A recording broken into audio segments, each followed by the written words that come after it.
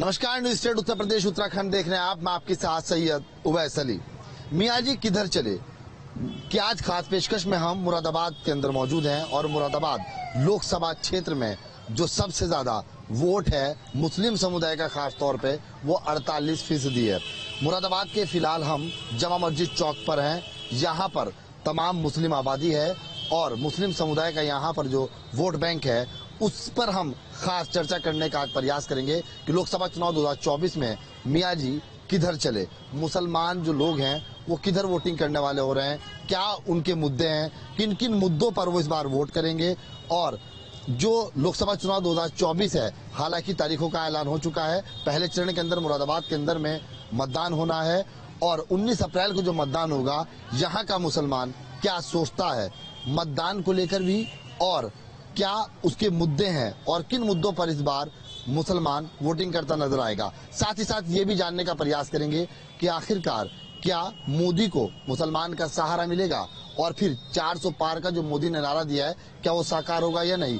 तमाम लोगों से बातचीत करते हैं। सर, क्या नाम है आपका? मेरा नाम मसूदुल हसन है। मसूद साहब, एक बात बताइए, लोकसभा चुनाव 2024 में किधर जा रहे हैं आप?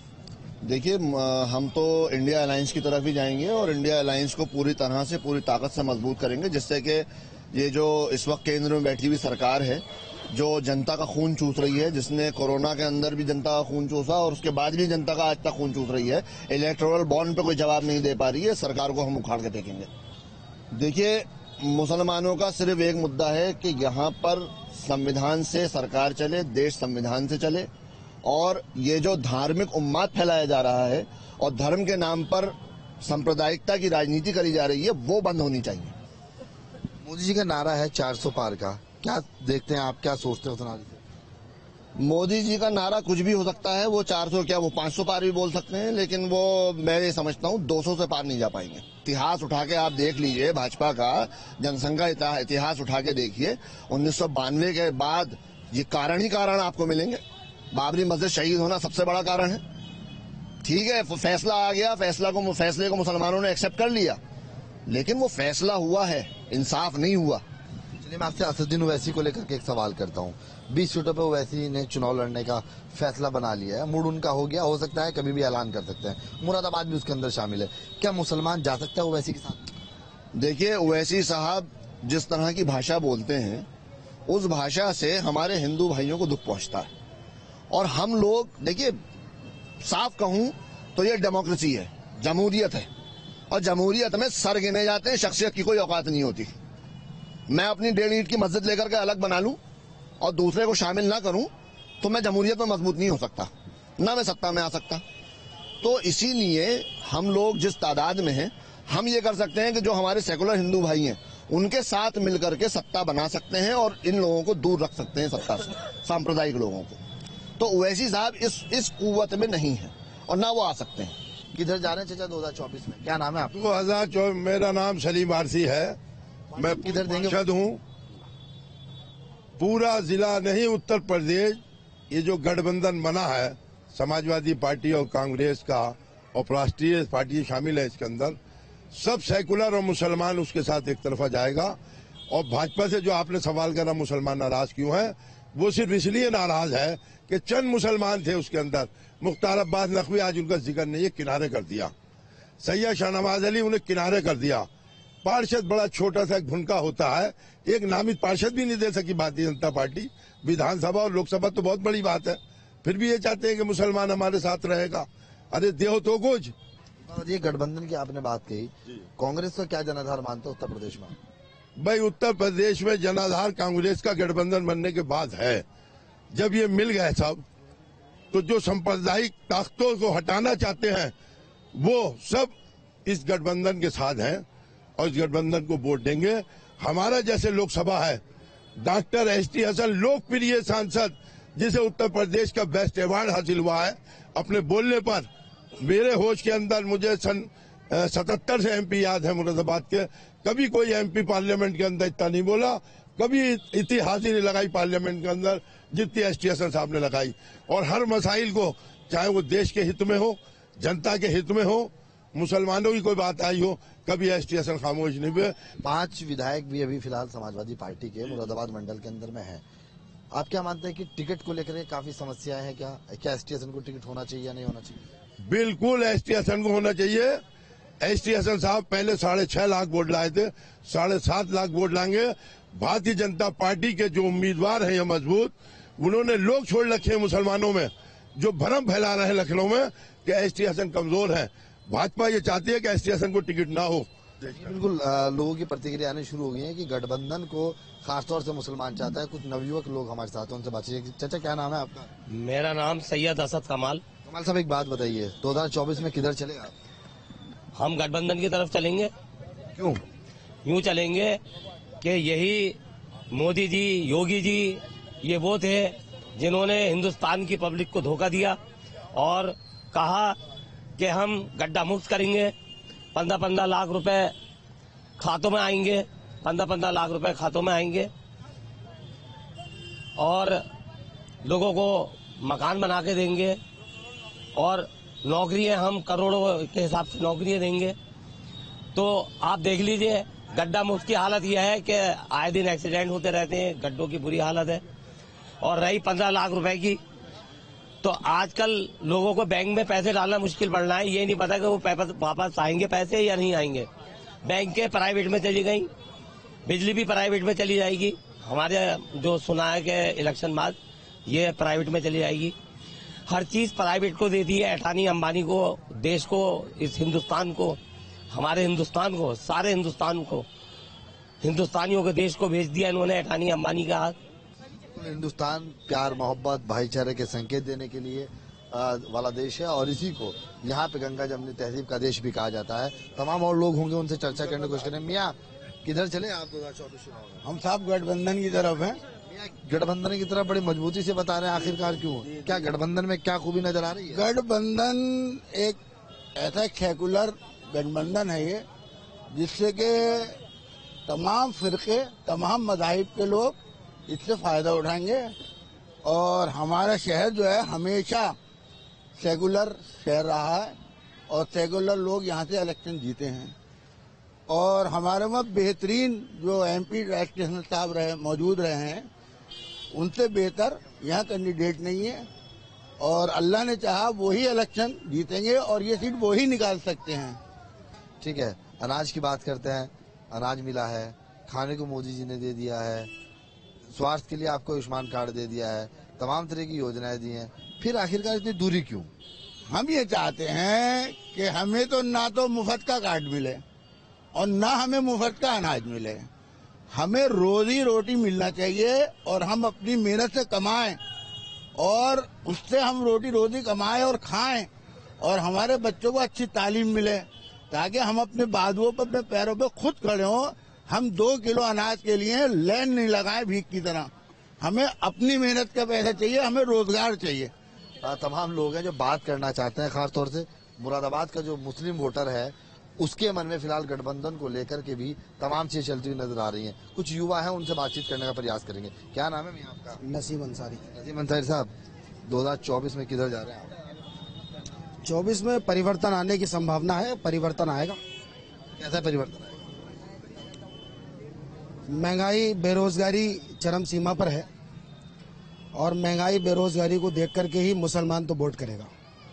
किधर वोट करने की सोच रहा है? गठबंधन की तरफ ही जाएगा और कोई ऑप्शन ही नहीं है। जैसे कि बीजेपी के लोगों के पास जो मंदिर और मस्जिद की राजनीति कर रहे हैं, उनके पास ऑप्शन नहीं है बीजेपी के अलावा कोई और। ऐसे मुसलमानों के पास ऑप्शन नहीं है। मुसलमान जाएंगे कहाँ? मुसलमानों के पास कोई ऑप्शन नहीं है। जी, मेरा नाम ताबिश हसन है। ताबिश हसन साहब, एक बात बताइए, क्या मुद्दे रहने वाले हैं यहाँ मुरादाबाद के? देखिए, मुद्दे तो बहुत सारे हो सकते हैं, लेकिन मेरी नज़र में सबसे पहला मुद्दा होता है एजुकेशन। तो 75 साल आज़ादी को हो चुके हैं, उसके बावजूद भी अफसोस इस बात का होता है कि यहाँ पर इलेक्शन आने के वक्त शमशान और कब्रिस्तान की बातें तो उठती हैं, लेकिन कोई यूनिवर्सिटी, कोई हॉस्पिटल्स, कोई मेडिकल फैसिलिटीज़, इन चीज़ों की बातें बिल्कुल नदारत हैं। हम चाहते हैं कि हिंदुस्तान के अंदर एक ऐसा वक्त भी आए कि पार्षद से लेकर प्रधानमंत्री तक सब पढ़े लिखे लोग हों और खाली डिग्रियां, वो वाली डिग्रियां नहीं हों जिनका सत्यापन नहीं है। सत्यापित डिग्री वाले पढ़े लिखे लोग चाहिए, जिनकी डिग्रियों का रिकॉर्ड्स होना चाहिए और यूनिवर्सिटी से सर्टिफाइड लोग होना चाहिए। देखिए, जो मुरादाबाद की जनता है वो इस बार विकास के मुद्दों को लेकर के तमाम वोट डालने का काम करेगी, क्योंकि इस बार जो लोगों की नाराजगी है वो खासतौर से विकास को लेकर के है, रोजगार को लेकर के, और कुछ लोगों का यहाँ से मूड जानने का प्रयास करते हैं कि आखिरकार उनके मन में क्या चला है। भाई क्या नाम है आपका? जुबैर खान। बड़े हंस रहे हो जी, क्या सोच रहे हो? हंसी तो आना जायज है, किस लिए? क्योंकि डॉक्टर साहब के लिए हम प्रतिबद्ध हैं, टिकट के लिए, डॉक्टर एस के साहब के लिए। गठबंधन के लिए मतलब आपका जोर है? गठबंधन के लिए बिल्कुल है, और राहुल गांधी भी एक सोच है हमारे लिए। राहुल गांधी मुरादाबाद में आए थे, मैंने उसको यहाँ पे कवर किया, सिर्फ मुसलमान वाले इलाके से निकल के गए हूँ। क्या मुसलमान के लुभाने के लिए काम कर रहे थे राहुल गांधी? नहीं नहीं, ऐसा कुछ नहीं है। राहुल गांधी पूरे मुरादाबाद में आए, और सिर्फ मुस्लिम इलाकों की बात क्यों करी जाती है? हिंदू भी काफी थे उसके अंदर। हो सकता है गठबंधन में देश का प्रधानमंत्री। मैं तो चाहता हूँ राहुल गांधी। प्रियंका गांधी क्यों नहीं? प्रियंका गांधी भी एक ऑप्शन है, बट जो एक अच्छा ऑप्शन है वो राहुल गांधी। माना जाए कि जो गठबंधन है 2024 की बात अगर आपसे करता हूं मैं, खास तौर से भी मुश्किल से 1 महीने का टाइम भी नहीं रहा है जब मतदान होना शुरू हो जाएगा। मुस्लिम समुदाय 48% मुरादाबाद के अंदर में है, किधर जा सकता है? नहीं, जाहिर सी बात है हम गठबंधन की तरफ ही जाएंगे। हमारे पास तो कोई ऑप्शन है नहीं, क्योंकि बीजेपी तो बताइए किसी मुसलमान को टिकट देती है पूरी यूपी के अंदर, क्या पूरे हिंदुस्तान के अंदर? क्या नजर आता है समाजवादी में भविष्य? एस टी हसन जीतेंगे, अगर टिकट होगा तो एस टी हसन जीतेंगे भारी बहुमत से। गठबंधन के साथ लगभग मुसलमान जिनका जाना तय है। सब हिंदू भी, हिंदू सिख सब गठबंधन पे। बिल्कुल, हमारे कुछ और लोगों से बातचीत करते हैं, नवयुवक हैं। क्या नाम है आपका भाई? आकिब खान। आकिब खान साहब को बताइए, किधर करने वाले हैं वोट? समाजवादी पार्टी। क्यों? क्यों? समाजवादी पार्टी में अपना भविष्य दिखता है। क्या भविष्य है?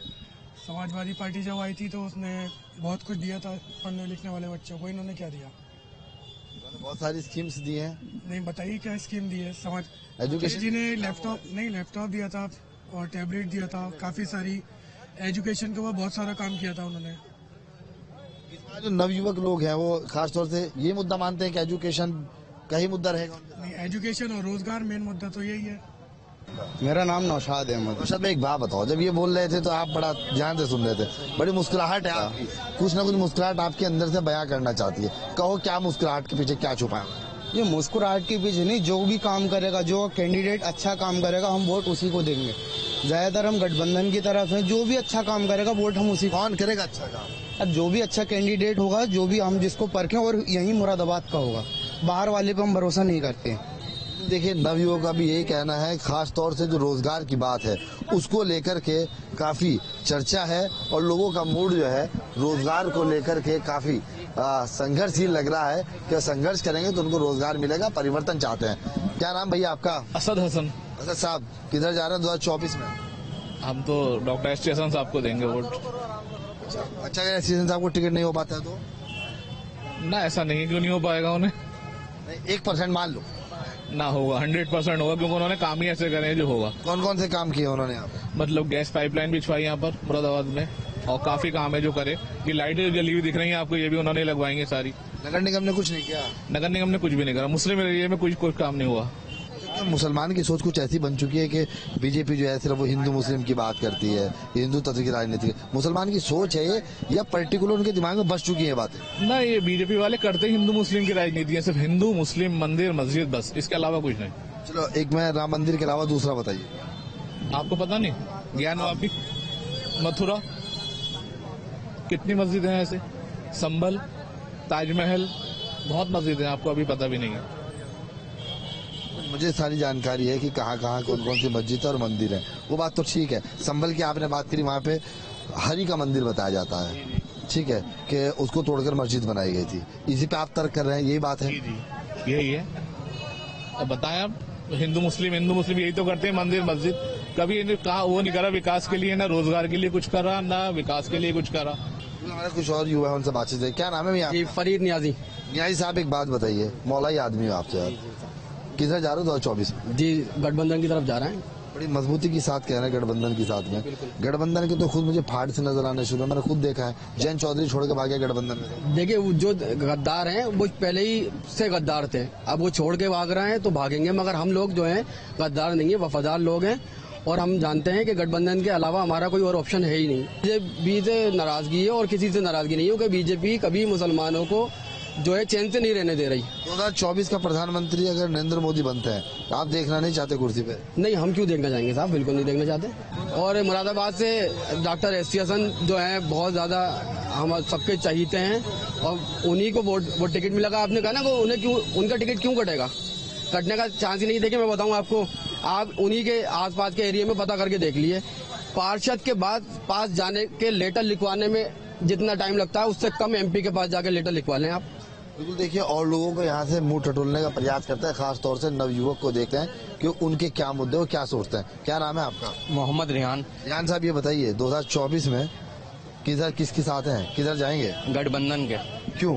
Doctor ST. हसन हमें सांसद चाहिए मुरादाबाद के, जो पढ़े लिखे इंसान है, अच्छे शख्सियत के हैं। जो सांसद बने हैं पहले वो इधर को लौटे नहीं है। वो 5 साल डॉक्टर एस.टी. हसन जनता के बीच में रहे हैं और सबके काम करे हैं उन्होंने, और इसलिए उनको अवार्ड भी मिला है। बीजेपी से अगर जफर इस्लाम आते हैं मुरादाबाद के लिए, चर्चा का नाम बना हुआ है, क्या मुस्लिम को भी बीजेपी यहाँ टिकट दे सकती है? बीजेपी से ज्यादा योगी भी आया है तो डॉक्टर एस.टी. हसन को नहीं हरा सकते यहाँ से। Doctor ST. हसन एक अपने आप में शख्सियत है। इतना बड़ा चैलेंज की योगी आ जाए, योगी भी आ जाए तो नहीं हरा सकते। बीजेपी को कहाँ देखते हैं? बीजेपी सिर्फ ईवीएम के भरोसा पर है। जिस दिन ईवीएम हट गया तो 40 सीटें भी नहीं आएंगी उनकी। मोदी ने 4 तो 5 हरा दिया है। वो तो झूठ है। वो तो 15 लाख रुपए का भी वादा किया था उन्होंने। वो कहाँ 15 लाख जनता को मिले? तो सही है। जनता को मिले 15 लाख, कहाँ मिले जनता को? कुछ और लोग उनसे बातचीत करने का प्रयास करते हैं। क्या नाम भाई आपका? मेरा नाम मोहम्मद कलीम। कलीम साहब एक बात बताओ, बहुत देर से आप सुन रहे हैं, बहुत देर से निगाहें टाक के देख भी रहे हैं, अब ये बताओ कि 2024 में किधर जाओगे आप? 2024 में मैं ही नहीं, मुरादाबाद की जनता ये मन बनाई बैठी है कि 19 अप्रैल कब आए और हम अपने प्रत्याशी डॉक्टर एस.टी. हसन साहब को वोट करें, क्योंकि इसकी पीछे की कई वजहें हैं। मुरादाबाद को एयरपोर्ट मिला, उसकी सौगात डॉक्टर एस.टी. हसन है, क्योंकि शायद और लोगों को नहीं मालूम, लेकिन सोशल अकाउंट पर अगर जाकर देखें उसका 28 करोड़ का बिल पास कराया डॉक्टर एस.टी. हसन ने। यहाँ पर कितनी लाइटें जलती हुई देखेंगे आप, सब डॉक्टर एस.टी. हसन साहब का विकास हुआ हुआ है। दूसरी चीज, एक जम्मू तवी ट्रेन चलती है, कांठ में उसका स्टॉप नहीं था, लोगों को बड़ी दिक्कत आती थी। लोगों को बड़ी दिक्कत आती थी, मुरादाबाद आते थे या फिर वहाँ जाते थे नजीबाबाद, वहाँ से इनका स्टॉप था। लेकिन डॉक्टर एस.टी. हसन साहब ने गरीबों की, मजलूमों की आवाज सदन में उठाई और आज उसका ये मिला के वहाँ पर स्टॉप बन गया उसका। ठीक बात ये बताइए, क्या मुद्दे रह सकते हैं इस बार यहाँ? यहाँ मुद्दे काफी हैं मुद्दे देखने को। गठबंधन किन मुद्दों पर चुनाव लड़ेगी आप? गठबंधन जो मुद्दे यहाँ पर पूरे नहीं हो पाए, एम्स है, एम्स की यहाँ जरूरत है, क्योंकि मुरादाबाद के लोग दिल्ली जाते हैं, बेचारे रातों रात खराब करते हैं, लेकिन उन्हें एडमिशन नहीं मिल पाता, लोग अपनी जिंदगी से हाथ धो बैठते हैं। डॉक्टर साहब ने उठाई है और इंशाल्लाह हमें उम्मीद है डॉक्टर साहब से आगे फिर उठाएंगे और इंशाल्लाह उसमें कामयाबी जरूर मिलेगी। देखिए विकास के मुद्दों पर यहाँ पर चुनाव हो सकता है, तमाम जो मुद्दे हैं वो विकास के होंगे, ऐसा लोगों का कहना है। तमाम तरीके के जो तर्क हैं वो यहाँ पर देखने को मिल रहे हैं। मार्केट के अंदर हम मौजूद हैं और ये है जमा मस्जिद का चौक है। इस पूरी जहाँ तक आपकी निगाह जा रही होगी, चौक की ये मार्केट आपको चमकती हुई नजर आ रही होगी। जहाँ पे लाइटें लगी हैं वो कहा जाता है कि यहाँ के स्टेशन साहब ने लगवाई हैं, तो यहाँ से सांसद है। लोगों के मूड को हम भापने का प्रयास कर रहे हैं। मुसलमान एकजुट कब हो पाएगा? मुसलमान एकजुट है, कहाँ अलग अलग है बताइए आप, कहाँ है अलग अलग? शिया वोट देगा? क्यों नहीं देगा? और बीजेपी क्यों नहीं देगा? लोग तो कहते हैं कि शिया जो है ज्यादातर समुदाय का वोट वो बीजेपी के साथ है। नहीं, ऐसा कुछ नहीं है।